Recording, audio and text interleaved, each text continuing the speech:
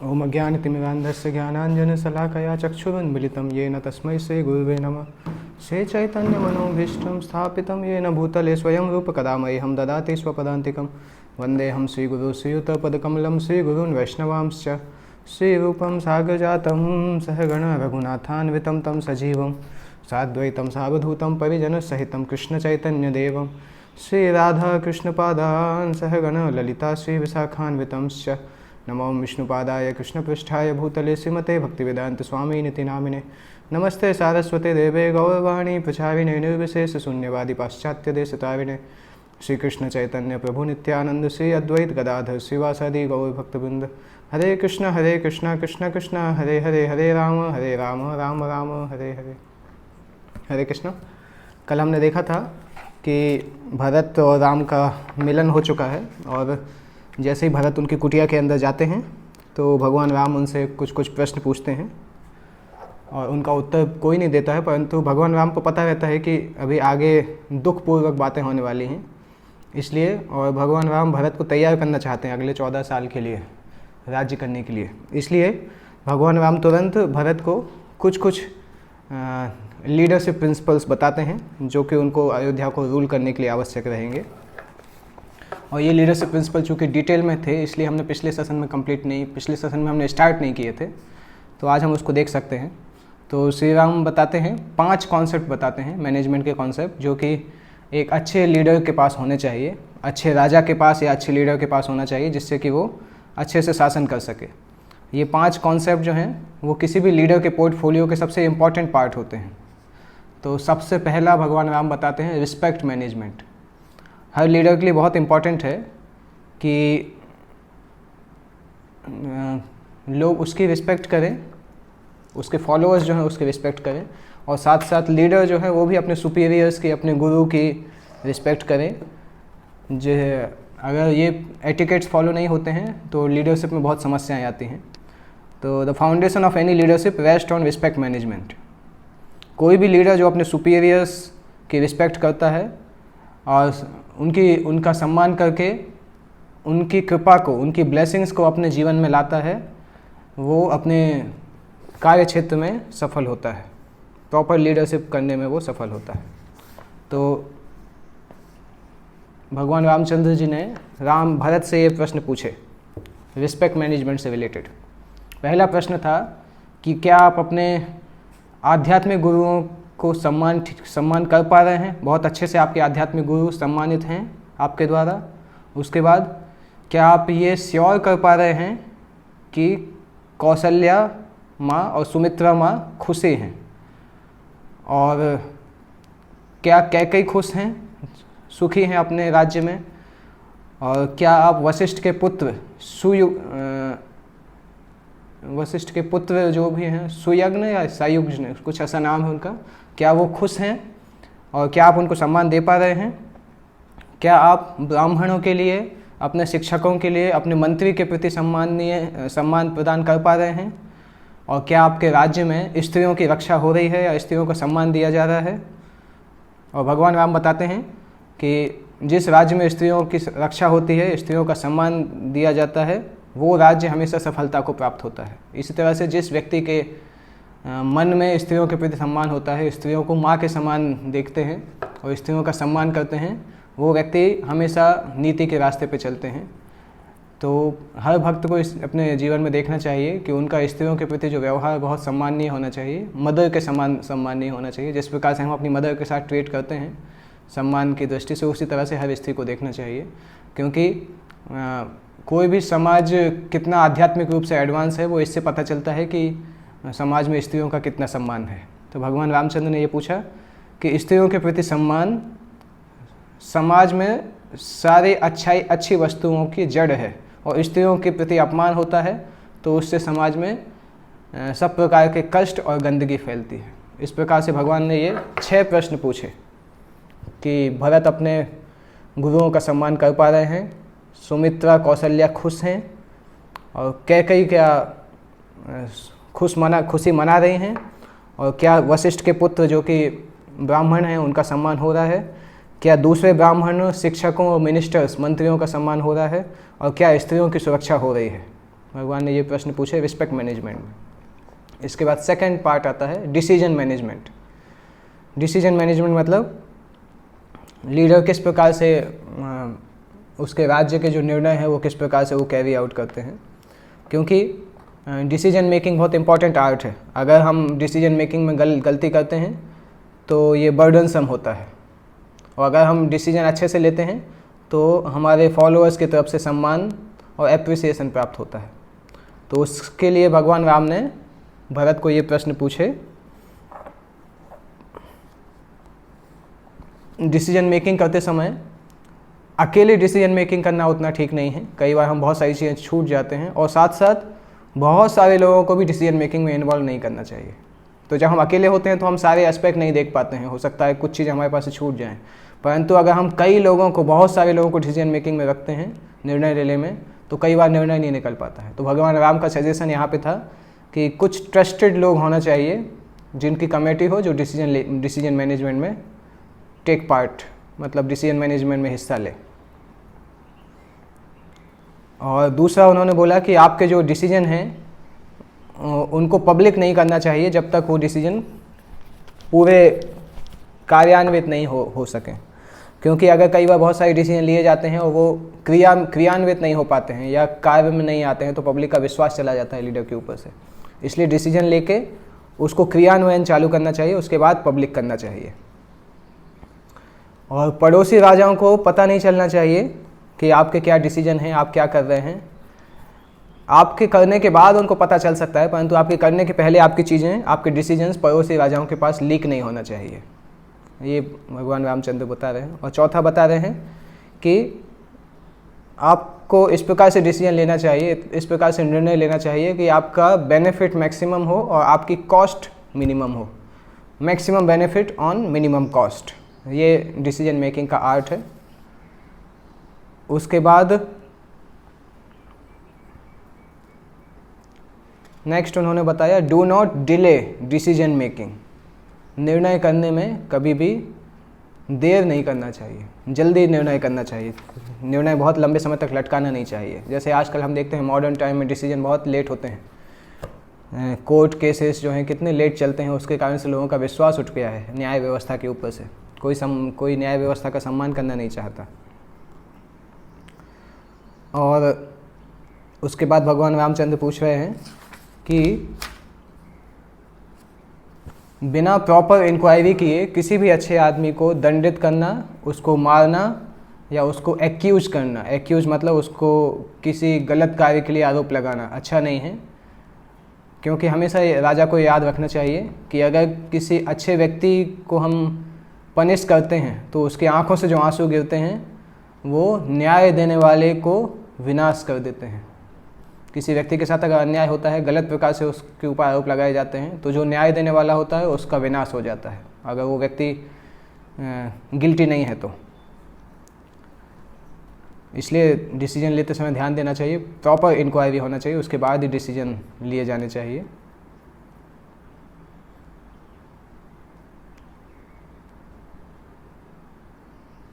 उसके बाद कभी भी किसी चोर को पैसे के लालच में नहीं छोड़ना चाहिए।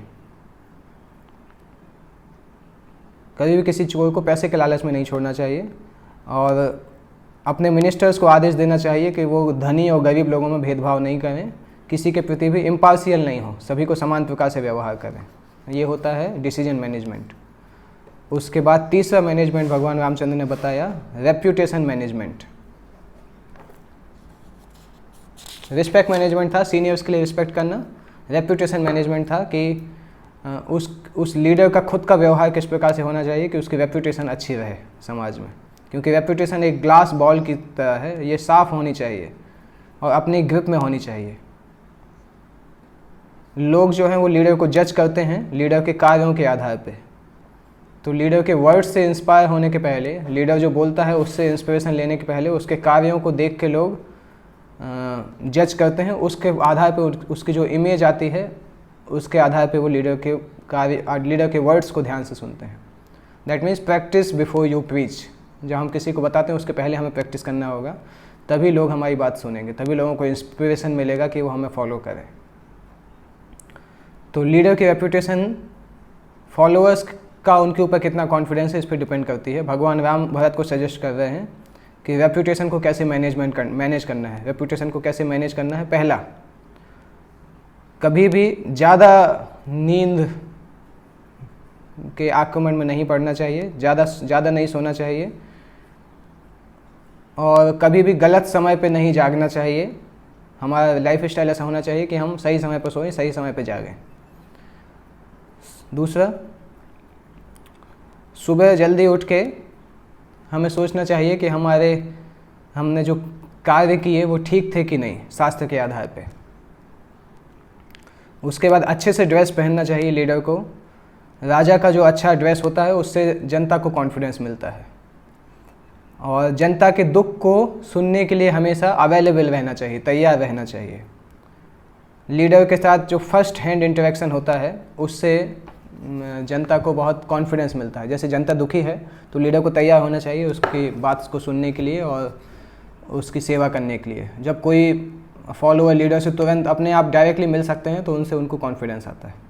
इसी तरह से ज़्यादा पैसे, ज़्यादा धर्म और ज़्यादा इंद्रिय भोग में नहीं लगना चाहिए,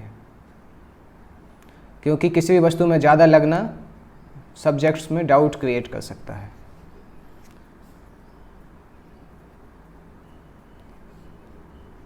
और इसके बाद आता है, दूसरों को दिए बिना खाना नहीं चाहिए। अगर हम किसी को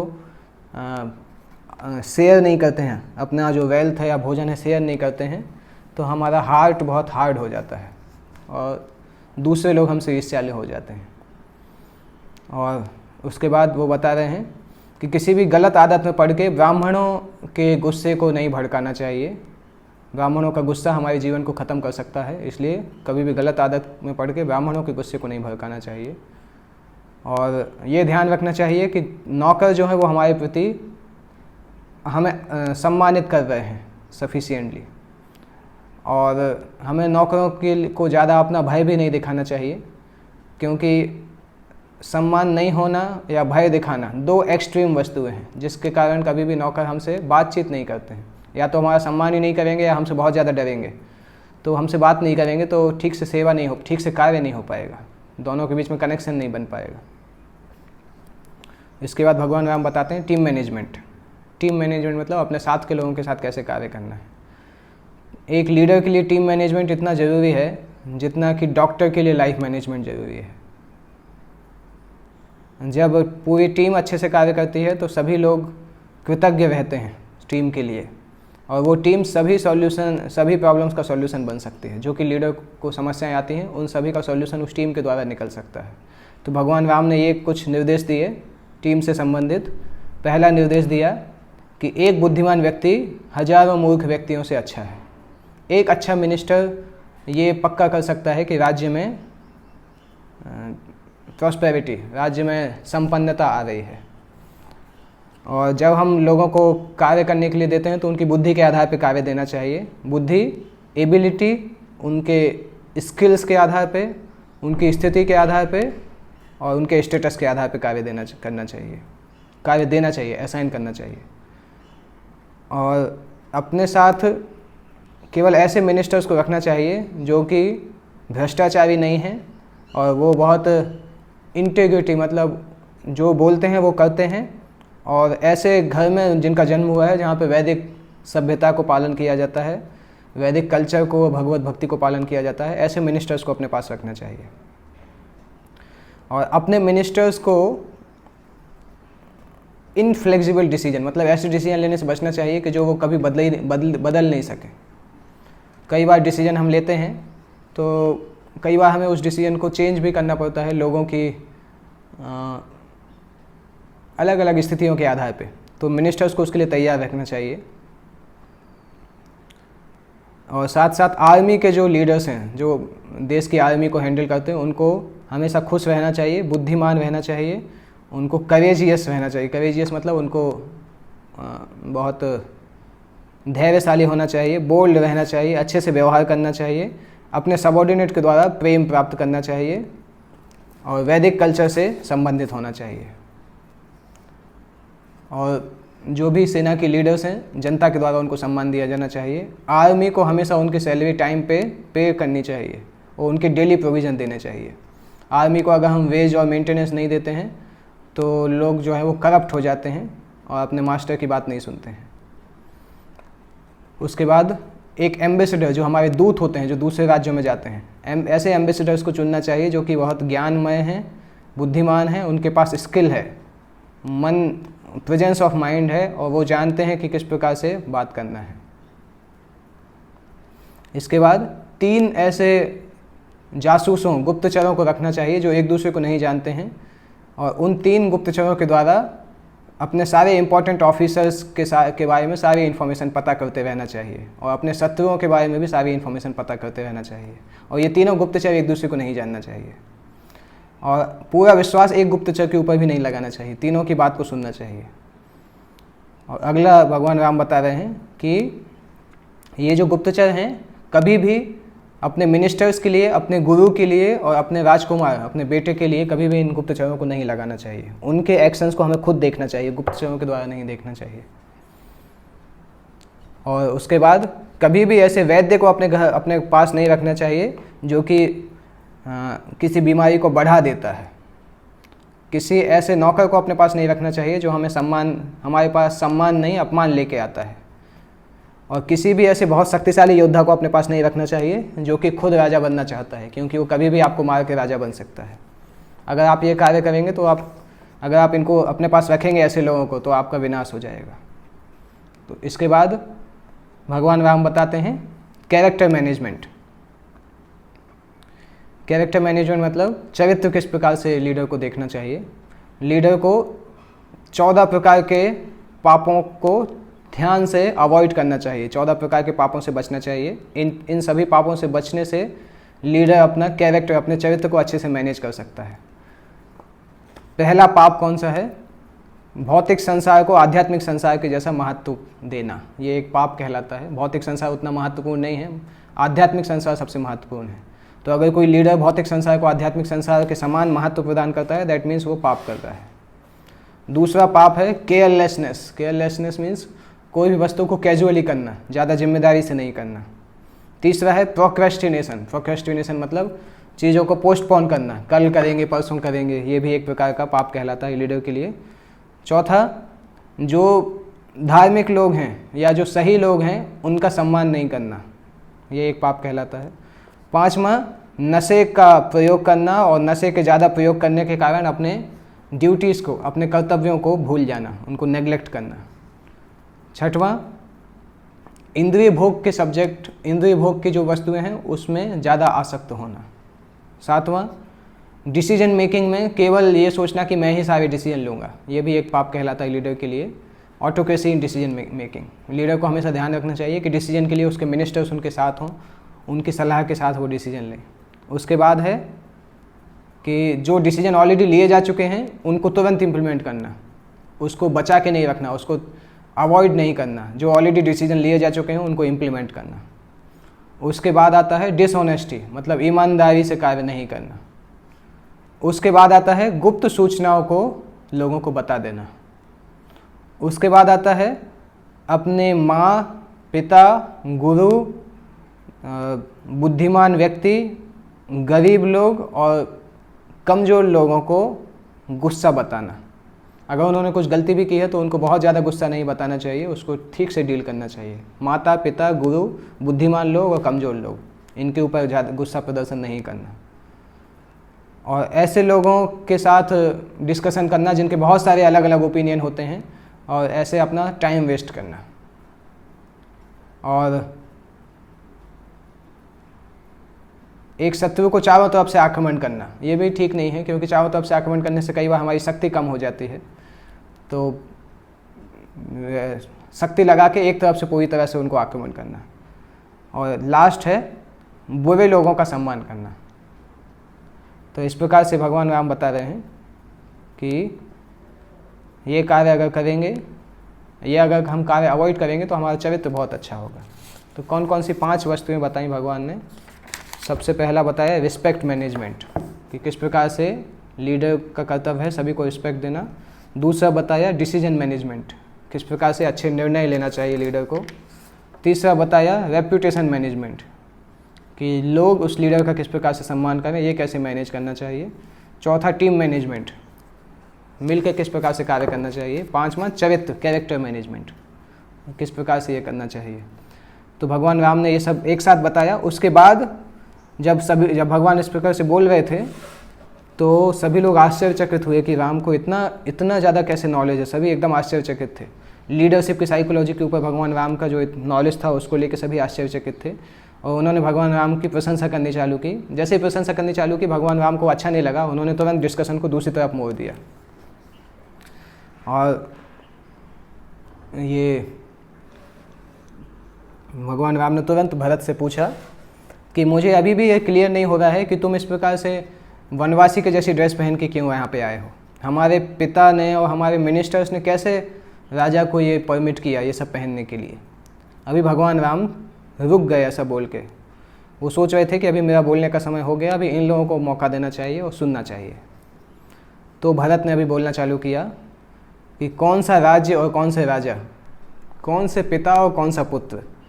राजा जो थे वो तो संसार छोड़ के चले गए हैं और ये राज्य अभी पूरी तरह से टूट चुका है। हमारे पिता चले गए हैं और हम सभी अभी अनाथ हो चुके हैं। इस प्रकार से भरत ने बोला। और आगे बताते हैं कि जिस पुत्र को वो सबसे ज़्यादा प्रेम करते थे वो उनको याद करते रहे और जिस अपनी पत्नी को सबसे ज़्यादा वो घृणा करते थे उस पत्नी को वो कोसते रहे। ऐसा करते करते हमारे पिता स्वर्गलोक में चले गए। हमारे पिता एक दुखी व्यक्ति के समान उनकी मृत्यु हुई। उनके जीवन में एक क्षण के लिए वो इनअटेंटिव हुए, उसके कारण उनके सारा रेपुटेशन चला गया जो कि उन्होंने पूरी ज़िंदगी में अटेन किया था। जैसे कोई सपेरा जो होता है वो अगर बहुत सावधानी से नहीं रहता है और एक मोमेंट के लिए भी अगर अपने सांप को वो खाली छोड़ देता है तो सांप उसको मार सकता है। और हमारे पिता चूँकि आपको याद करते हुए इस अपने शरीर को त्याग किया था, इसलिए वो ये श्योर है कि वो बहुत ऊंचे लोकों में गए हैं, परंतु मेरी माँ जो हैं वो नरक जाने वाली हैं उनके पाप कार्यों के कारण। और इन सब वस्तुओं के बीच में मैं जो हूँ मैं इसका मेन कल्प्रिट हूँ, क्योंकि मेरे कारण ये सारा कार्य किया गया। तो मैं भी नरक जाऊँगा। मैं केवल तभी बच सकता हूँ जब आप जंगल से वापस चलें और इस राज्य को शासन करें। आपके इस एक कार्य से मैं नरक नहीं जाऊंगा, मुझे मुक्ति मिल जाएगी और मेरी माँ को क्षमा मिल जाएगी, ये हजारों लोगों को खुशी मिल जाएगी और अयोध्या जहाँ जो अभी पाप की नगरी बन चुकी है वहाँ का पाप खत्म हो जाएगा। आप केवल एक बार बोल दीजिए कि आप हमारे साथ चलेंगे तो मैं भी बेनिफिट होऊंगा, मेरा पाप खत्म हो जाएगा, मेरी माँ को क्षमा मिल जाएगी और इतने हजारों लोगों को खुशी मिल जाएगी और अयोध्या की ये जो पाप नगरी है इस पाप नगरी पे कृपा हो जाएगी। मैं अयोध्या से पूरा आपसे केवल यही बात करने के लिए मैं अयोध्या से यहाँ पे आया हूँ और मैं अपने आप को आपका शिष्य और सेवक समझता हूँ। कृपया मुझे ये वस्तुएं प्रदान करें। मैं तो ये भी नहीं जानता हूँ कि मैंने हमारे पिता के लिए जो गंगा में जो तर्पण किया था वो हमारे पिता ने स्वीकार भी किया है कि नहीं। तो भगवान राम मैं आपसे रिक्वेस्ट करता हूँ कि आप हमारे पिता को तर्पण करिए, क्योंकि उनके अंतिम विचार आपके बारे में थे, इसलिए आप जो ऑफ़र करेंगे वो उनके पास पहुंच जाएगा। भगवान राम जो अभी तक अपने आप को संभाले थे, एकाएक वो ये न्यूज़ सुन के एकदम आँखों से आंसू आने लगे उनके ज़ोर ज़ोर से और बहुत ज़्यादा इमोशन उनके हृदय में आने लगे। अपने पिता की जो यादें थीं वो राम को इतनी ज़्यादा तेज़ी से हिट की कि वो एकदम ज़मीन पे गिरने लगे। सीता माँ दौड़ के आई और उनके चेहरे पे कुछ पानी डाला जिससे उनको होश आया वापस। भगवान राम ने अपनी आंखें खोली और आंखें खोल के बोला कि अभी तो अयोध्या वापस जाने के सारे कारण भी ख़त्म हो चुके हैं, अभी मैं अयोध्या वापस नहीं जाऊंगा, क्योंकि उस सिटी ने अपना सारा सौंदर्य खो दिया है। एक राजा के बिना उस सिटी में रहने का कोई मतलब नहीं है। कितना दुर्भाग्य है कि मुझे ये मौका नहीं मिला कि मैं अपने पिता को अपनी कृतज्ञता को प्रकट कर सकूं। ओ भरत, आप कितने सौभाग्यशाली हैं कि आप उनका अंतिम संस्कार कर सके। और ये कितना दुख है सीता कि तुम्हारे पिता, तुम्हारे ससुर की मृत्यु हो चुकी है और लक्ष्मण तुम्हारे पिता की मृत्यु हो चुकी है।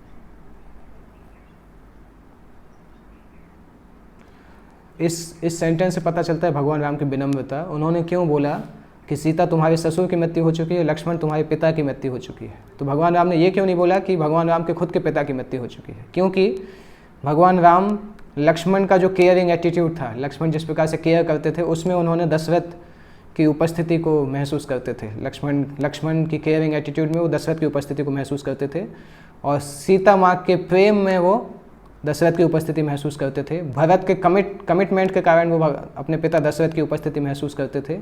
गुह की मित्रता के कारण वो अपने पिता की प्रेजेंस महसूस करते थे, और भरद्वाज मुनि के आशीर्वाद में वो अपने पिता की प्रेजेंस को महसूस करते थे। तो लक्ष्मण के केयरिंग एटीट्यूड, सीता के प्रेम, भरत के कमिटमेंट, गुह की मित्रता, भरद्वाज मुनि की ब्लेसिंग्स में वो अपने पिता की प्रेजेंस महसूस करते थे। परंतु भगवान राम को इस प्रकार से लगता था कि वो लक्ष्मण और सीता को इस प्रकार से प्रेम और केयर प्रदान नहीं कर पाए, इसलिए अभी लक्ष्मण और सीता अपने ससुर को, अपने पिता को मिस करेंगे, क्योंकि भगवान राम खुद उस प्रकार से केयर नहीं दे पाए। ये भगवान राम विनम्रता से इस प्रकार से सोच रहे हैं। उसके बाद मदर सीता आगे आगे जाती हैं, और ये पार्टी वो सभी लोग उनके पीछे पीछे जाते हैं मंदाकिनी नदी तक। भगवान राम वहाँ जाके जल में तर्पण देते हैं दशरथ के नाम से, और प्रार्थना करते हैं कि दशरथ को उच्च लोकों की प्राप्ति हो। फिर उसके बाद लक्ष्मण की हेल्प से वो पिंड दान करते हैं। पिंड में आटा और हर्ब्स को मिला के भगवान दशरथ को पिंडदान करते हैं और पेड़ के नीचे रखते हैं। ये सब कुछ रिचुअल ख़त्म होने के बाद सभी झोपड़ी में वापस आते हैं। कोई कुछ बोला भी नहीं और कोई रोए भी नहीं। उस समय तक सभी लोग सोच रहे थे, अभी अभी जो हुआ उसके बारे में सोच रहे थे। फाइनली भरत ने भगवान राम के चेहरे की तरफ देखा और एकाएक जोर से रोना प्रारंभ किया। भरत के रोने से ट्रिगर दब गया और सभी लोग रूम में रोने लगे, जोर जोर से रोने लगे। इतने जोर से रोने की आवाज़ इतनी जोर से आने लगी कि जो सैनिक लोग आ रहे थे ऊपर, उन सभी को ये सुनाई दिया। वो समझ गए कि सभी भाई एक दूसरे से मिले हैं और उनके पिता की मृत्यु हो गई, उस दुख को महसूस कर रहे हैं। तो तुरंत सभी लोग माउंटेन के ऊपर जाने लगे और मंथरा और कैकेयी को वो कर्स साफ कर रहे थे कि इतना सारा दुख उन सभी के ऊपर आया। इसके केवल ये दो कारण हैं, मंथरा और कैकेयी।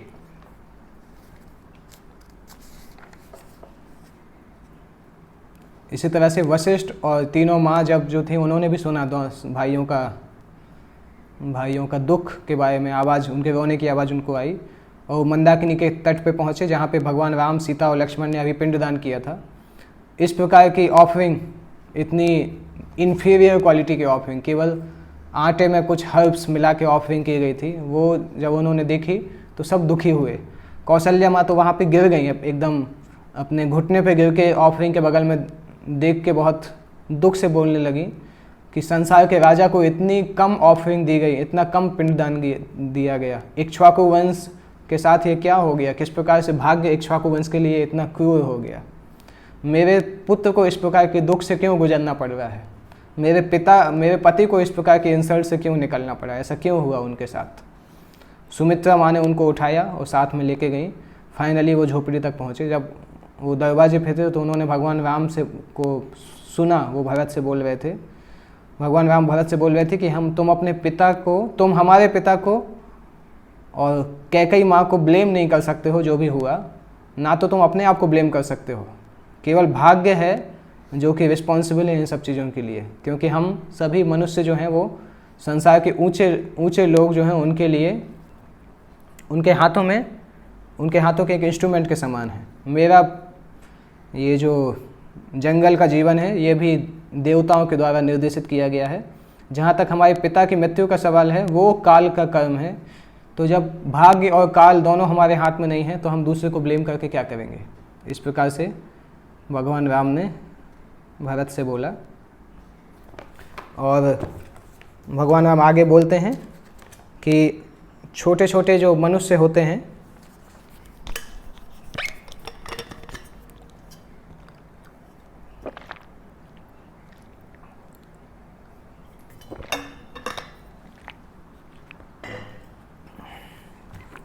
भगवान राम यहाँ पे बताते हैं कि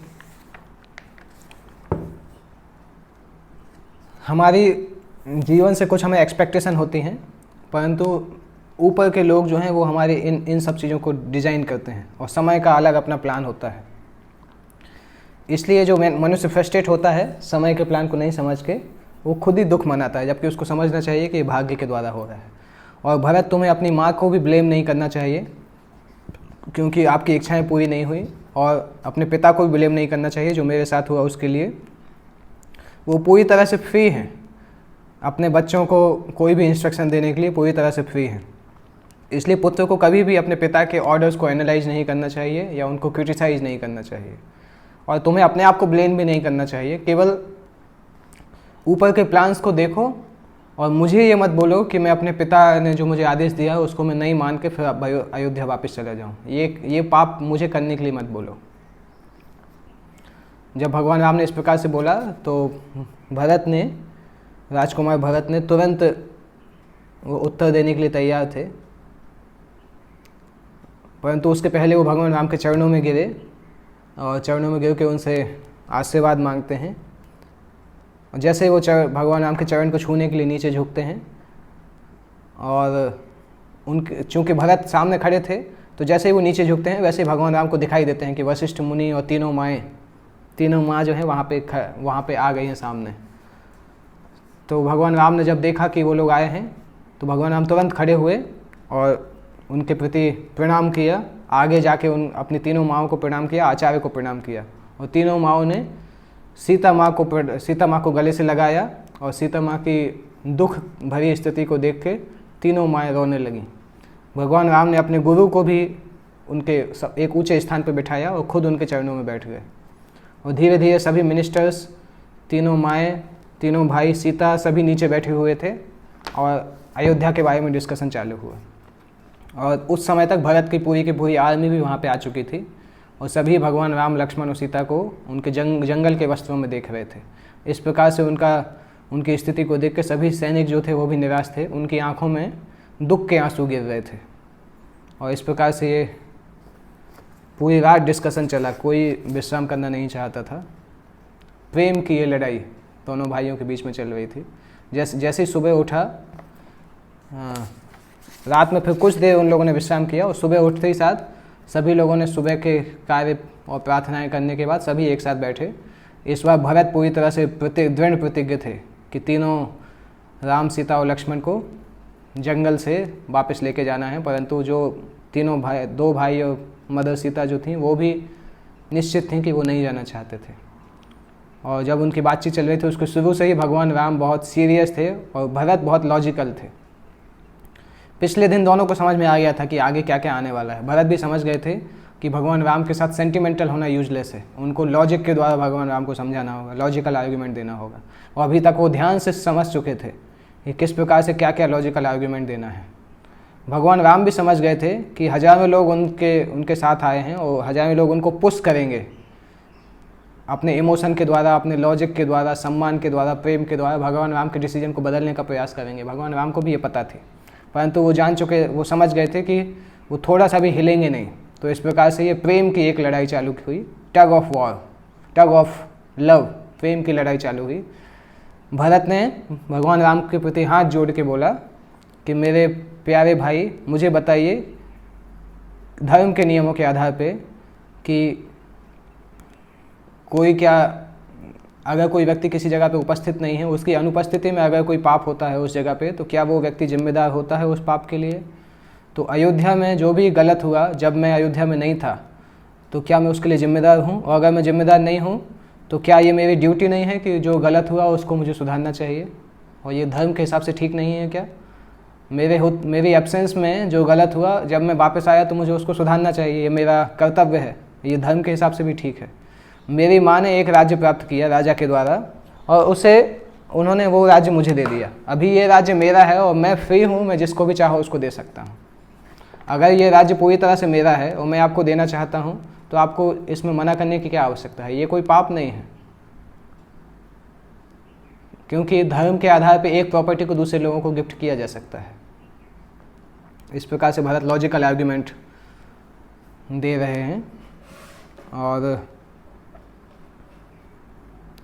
आगे बताते हैं कि हे मेरे मास्टर, मेरे प्रभु, अयोध्या एक बांध के जैसी है, डैम के जैसी है, जिसको बार बार तोड़ने का प्रयास किया गया है। अभी अगर इस अयोध्या को नहीं संभाला गया तो बहुत जल्दी ये डैम, ये बांध टूट जाएगा। और कोई भी सामान्य व्यक्ति इस बांध को ठीक नहीं कर सकता है। जैसे कोई गधा घोड़े को कंपटीशन में या रेस में नहीं हरा सकता है, उसी तरीके से जैसे कोई गधा घोड़े को रेस में नहीं हरा सकता है, और जैसे कोई भी पक्षी गरुड़ को दौड़ उड़ने में नहीं हरा सकता है, उसी तरह से मैं जो हूँ, मैं एक बहुत सिंपल, बहुत छोटा व्यक्ति हूँ। मैं आपकी मैच्योरिटी को, आपकी प्लानिंग को, आपकी लीडरशिप को मैच नहीं कर सकता, और मैं इसके लिए क्वालिफाइड नहीं हूँ कि अयोध्या को मैं राज्य करूँ। मैं राज्य नहीं कर पाऊँगा, मेरे अंदर इतनी क्षमता भी नहीं है। और ये राज्य आपके गाइडेंस चाहता है, आपका हाई प्रिंसिपल गाइडेंस, आपकी लीडरशिप में ये राज्य चल सकता है। मैं इसको नहीं चला पाऊँगा, और मैं देखना चाहता हूँ कि आप इस राज्य में आएँ और रॉयल एलिफेंट पे आप सवार हों। इस प्रकार से मैं देखना चाहता हूँ। और सभी लोगों ने जोर से बोला कि हम भी इसी तरह यही चाहते हैं। भरत ने जब देखा कि सब लोग उनके पक्ष में बोल रहे हैं तो भरत खुश हो गए, परंतु भगवान राम ने जब आंसर दिया तो सभी शांत हो गए फिर से। ये बूमिंग नहीं था, एकदम फर्म तरीके से भगवान राम ने बोला, भरत तुम इस प्रकार से बोल रहे हो कि जैसे जो कुछ होता है वो सब केवल तुम्हारे इवेल्युएशन, तुम्हारे सोच के अनुसार ही होता है। हमें समझना चाहिए कि मनुष्य केवल भाग्य के पपेट के जैसे हैं, भाग्य के इंस्ट्रूमेंट के जैसे हैं। जैसे कोई पपेट के पास अपनी कोई स्वतंत्रता नहीं होती है, जैसे उसके ऊपर रस्सियाँ लगी होती हैं, घुमाती हैं, उसी तरह से वो पपेट घूमता है। इसी तरह से मनुष्य जो है उसके पास भी ऐसी कोई फ्रीडम नहीं होती है कि वो रिस्पॉन्स को चूज़ कर सके जो उसके ऊपर भाग्य के द्वारा आया हुआ है। और ये भाग्य भगवान के कंट्रोल में है, इसलिए ये भाग्य डिसाइड करता है कि अच्छा और ख़राब क्या है। परंतु मनुष्य ये चूज़ कर सकता है कि भगवान के द्वारा जो ये डिसीजन दिए गए हैं उसमें कैसे रिएक्ट करना है। वो इन डिसीजन को बदल नहीं सकता है। इस संसार में केवल एक ही परमानेंट फैक्टर है कि ये संसार टेम्परेरी है। समय के साथ साथ हर चीज़ यहाँ से चली जाती है। समय एक ऐसा जादूगर है इस संसार में जो कि हर वस्तुओं को यहाँ से मिटा देता है। जैसे छोटे बच्चे बॉल के साथ खेलते हैं, खुश रहते हैं, इसी तरह से समय भी दो बॉल्स के साथ खेलता है, सूरज और चंद्रमा के साथ। जैसे जैसे जवानी आती है, जवानी ढलती है तो रात आने लगती है और व्यक्ति का लाइफ स्पैन ख़त्म होता जाता है। तो धर्म के अलावा इस संसार में सब कुछ टेम्परेरी है, कोई भी चीज़ परमानेंट नहीं है। जिस प्रकार से वायु एक पत्ती के ऊपर जो पानी की ड्रॉप होती है उसको उड़ा के ले जाती है, उसी प्रकार से समय इस संसार की टेम्परेरी चीज़ों को खींच के अपने साथ ले जाता है। इसलिए भरत, इस संसार की टेम्परेरी वस्तुओं के पीछे मत भागो और परमानेंट चीज़ों को देखो। हर दिन हमें मृत्यु के करीब लेके आ रहा है, इसलिए हमें टेम्परेरी चीज़ों के पीछे नहीं भागना चाहिए। हमें अपने भाग्य को सुनना चाहिए और धर्म के नियमों को पालन करना चाहिए।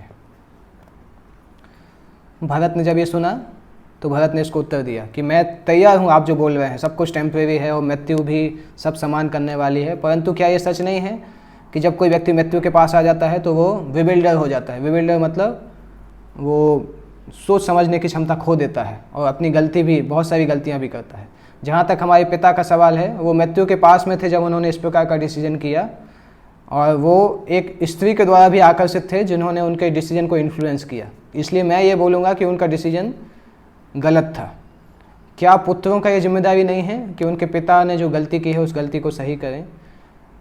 और कोई भी गलत कार्य को हम सही क्यों माने, कोई गलत कार्य को हम भाग्य का किया करा क्यों माने? अगर किसी व्यक्ति ने केवल किसी स्त्री को खुश करने के लिए कोई गलत कार्य किया है तो उस गलत कार्य को हमें दूर करना चाहिए। और पुत्र का ये कर्तव्य है कि कभी भी अपने पिता की गलतियों को गलतियाँ नहीं रहने दें, उसको सही करें।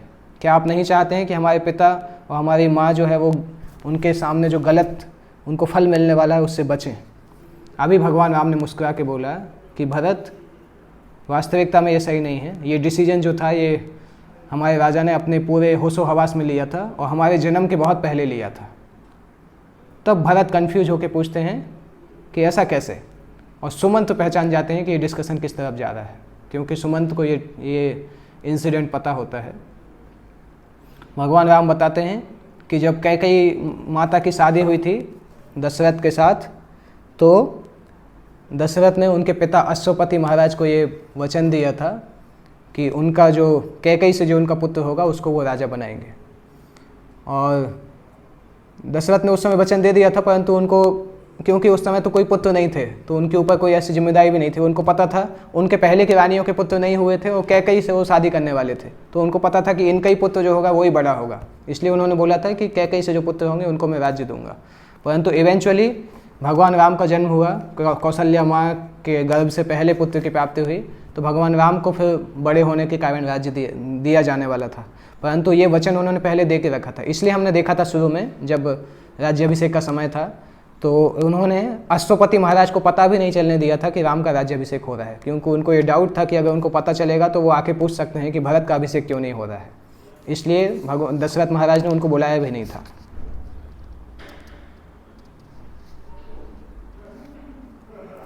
तो महाराज दशरथ को कैकेयी के वो 2 वरदान उतने वो नहीं थे, परंतु उनको पहले से डर था कि उन्होंने जो ये प्रॉमिस उन कैकेयी के पिता से बोला था उसके कारण वो सोच रहे थे। तो भगवान राम ने जब ऐसा बोला कि कैकेयी को भी ये पता नहीं थी, ये न्यूज़ उनको भी पता नहीं थी, उनके पिता ने भी उनको नहीं बताई, मंथरा ने भी नहीं बताई, और सुमंत्र को भी ये शॉक था। सुमंत्र को ये स्टोरी पता थी परंतु उन्होंने किसी को बताई नहीं थी अभी तक पूरे जीवन में। और भगवान राम कैसे इसको जानते थे वो भी उनको पता नहीं था। और सुमंत्र को पता चल गया कि अभी तो कोई ऐसा तरीका नहीं है जिससे कि भगवान राम इस किंगडम को स्वीकार करेंगे। और इसके बाद भगवान राम ने बताया कि बच्चों का ये कर्तव्य है कि अपने पिता को नरक में जाने से बचाएं और पिता के प्रॉमिस को पूरा करें। एक बेटे को पुत्र बोला जाता है क्योंकि वो पिता को पूत नामक नरक में जाने से बचाते हैं। आपने अपने पिता की प्रॉमिस को पूरा किया अयोध्या के राजा बन के, और उनको नरक से बचाइए, और मैं अपने पिता को दिया हुआ प्रॉमिस पूरा करूँगा राज्य से दूर रह के, जिससे कि हमारे पिता जो हैं वो अच्छे लोक में जाएंगे। हमारे पिता का जो डिसीजन है वो पूरा ठीक है, उन्होंने आपको लोगों को राज्य करने के लिए दिया है और मुझे किंगशिप ऑफ एनिमल्स जंगल का राज्य करने के लिए दिया है। सिटीज आपके लिए हैं राज्य करने के लिए, जंगल मेरे लिए हैं राज्य करने के लिए। आपके ऊपर वाइट अम्ब्रेला रहेगा राज्य के लिए, वाइट अम्ब्रेला छाता, और मेरे ऊपर ग्रीन अम्ब्रेला रहेगा पेड़ों के रूप में। और सुमित्रा माँ के एक पुत्र शत्रुघ्न आपको मदद करेंगे और लक्ष्मण मेरी मदद करेंगे। मुझे इसमें कोई गलती नहीं दिखाई देती है मगर अपने पिता के इस प्रकार के डिसीजन में। इस तरह से भगवान राम ने बोला, और ये डिसीजन और भी ये कन्वर्सेशन लंबा चलता है, तो कल हम इसको आगे कंटिन्यू करेंगे। जगत गुरु श्रील प्रभुपाद की जय।